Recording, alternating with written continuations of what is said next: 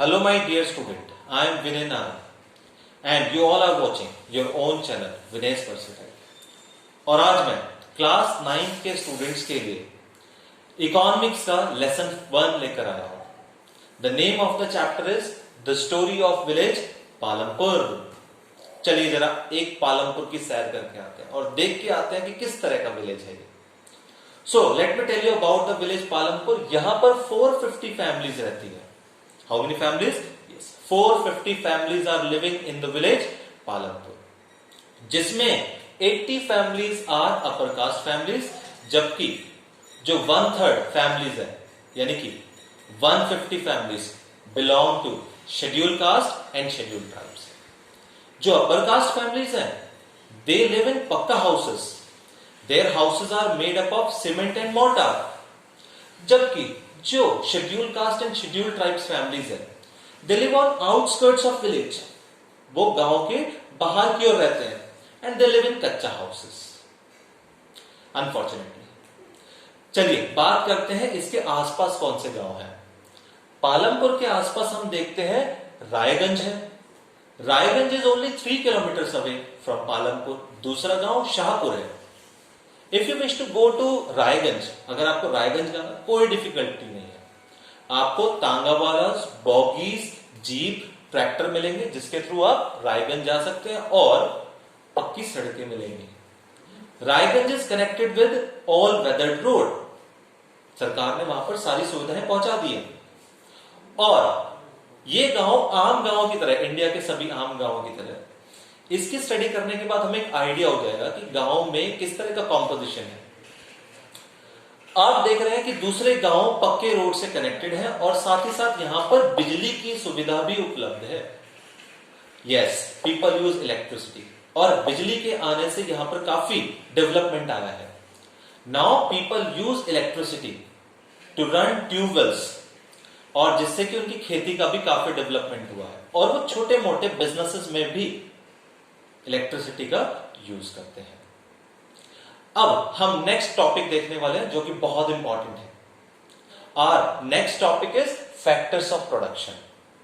अगर हम कोई भी काम धंधा करना चाहते हैं तो उसके लिए 4 मेजर रिक्वायरमेंट्स होती है। कौन सी है वो 4 मेजर रिक्वायरमेंट्स, चलिए देखते हैं। The first one is land. अगर आप कोई भी बिजनेस या खेती भी करना चाहते हैं तो फर्स्ट रिक्वायरमेंट इज लैंड। बिना जमीन के आप कुछ नहीं कर पाएंगे। Apart from land we need water and other resources, natural resources.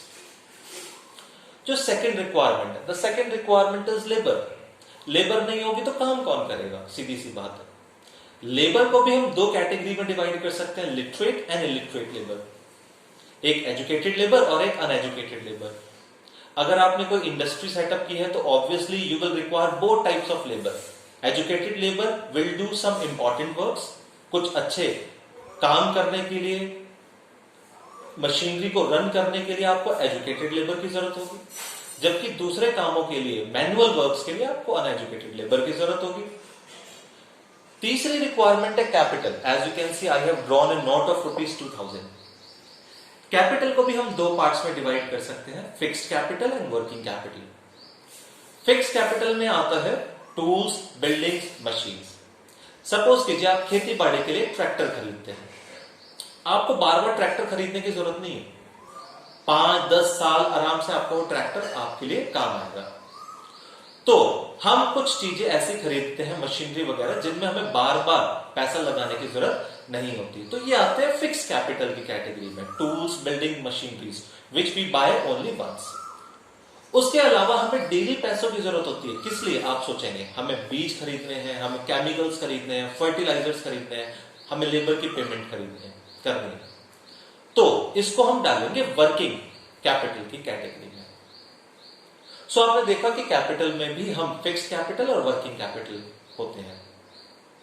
हमारी जो चौथी रिक्वायरमेंट है, ये सब चीजें बेकार हैं अगर हमारे पास नॉलेज नहीं है, एंटरप्राइज नहीं है, अगर हमारे पास स्किल्स नहीं है।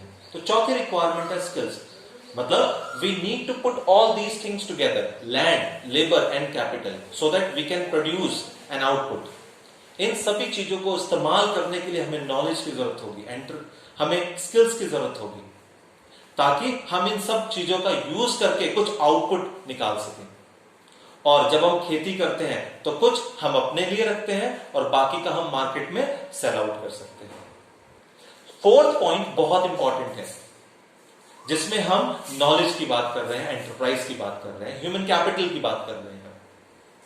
सो आपने देखा फैक्टर्स ऑफ प्रोडक्शन में हम 4 पॉइंट्स को डिस्कस करते हैं, land, labour, capital and human capital. चारों बहुत इंपॉर्टेंट है। फैक्टर्स ऑफ प्रोडक्शन का क्वेश्चन आपसे हर बार एग्जाम में पूछा जाता है। अब हम देखते हैं कि जो विलेज है आपका पालमपुर, उसमें लैंड डिस्ट्रीब्यूशन किस तरह से हो रखा है। So as I have told you that there are 450 families living. 60 families ऐसी है वहां पर। How many? 60 फैमिलीज जिनके पास 2 हेक्टेयर से ज्यादा लैंड है। Yes, there are 60 families who have more than 2 hectares of land, जबकि 150 families are landless. As I have told you, 150 families belong to scheduled caste and scheduled tribes. वो outskirts पे रहते हैं village के। और जो रिमेनिंग 240 families हैं उनके पास they have less than 2 hectares of land. पूरी फैमिलीज। तो हमने पूरा कॉम्पोजिशन देखा विलेज पालमपुर का। उसके अलावा एक हमने आज इंपॉर्टेंट क्वेश्चन किया जो है फैक्टर्स ऑफ प्रोडक्शन। इस चैप्टर में भी बहुत सारे इंपॉर्टेंट टॉपिक्स हैं, जैसे कि अगर छोटे मोटे किसानों को कैपिटल की जरूरत हो तो कैसे अरेंज करते हैं। पालमपुर में farming is the most important activity, लेकिन फार्मिंग के अलावा और दूसरी कौन सी एक्टिविटीज है ये भी हम देखेंगे। और इसके अलावा वहां पर एक और इंपॉर्टेंट क्वेश्चन आता है, अगर हमें सेम पीस ऑफ लैंड पर ज्यादा प्रोडक्शन करना है तो उसके लिए क्या क्या देखना है हमें। तो ये सब हम देखने वाले नेक्स्ट वीडियो में। Keep watching Vinesh versatile. Thank you.